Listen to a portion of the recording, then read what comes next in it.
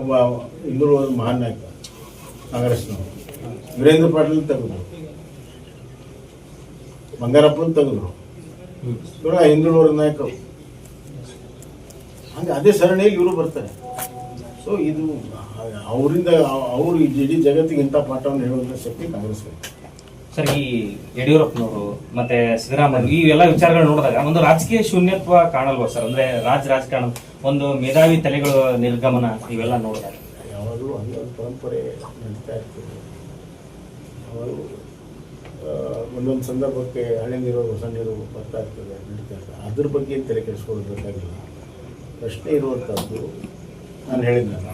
ಮತ್ತು ಇನ್ನೊಂದು ಗಮನಿಸಿ, ಈ ರಾಜ್ಯಕ್ಕೆ 7 ವರ್ಷದ ಅಂದರೆ 5 ವರ್ಷ ಮುಗಿಸಿರುವಂಥ ಚೀಫ್ ಮಿನಿಸ್ಟರ್ಗಳಿಗೆ 7ನೇ ವರ್ಷ ಆಗತ್ತೆ ಬರ್ತದೆ. ನಿಜಲಿಂಗಪ್ಪ ಅವರು 5 ವರ್ಷ ಮುಗಿಸಿ 2ನೇ ಟರ್ಮಲ್ಲಿ 7 ವರ್ಷಕ್ಕೆ ಹೋದರು, ನಂಬರ್ 1. ನಂಬರ್ 2 ದೇವರಾಜ್ ಅರಸು ಅವರು, ನಾನು ಆಗಲೇ ಹೇಳಿದೆ, 7 ವರ್ಷಕ್ಕೆ ಹೋದರು. ನಂಬರ್ 3 ರಾಮಕೃಷ್ಣ ಹೆಗಡೆ ಅವರು 5 ವರ್ಷ ಮುಗಿಸಿ ಸಮಾರಂಭ ಮಾಡಿ ಇನ್ನೂ ಒಂದೂವರೆ ವರ್ಷಕ್ಕೆ ಅವರು 7 ವರ್ಷ ಆಗ್ತಿದ್ದಂಗೆ ಅವರು ಹೋದರು. ಆಮೇಲೆ ಇವರು ನೆಕ್ಸ್ಟು ಇವರು ಸಿದ್ದರಾಮಯ್ಯ 7 ಇಯರ್ಸ್ ಸಿಂಡ್ರೋಮ್ ಅಂತಾರೆ.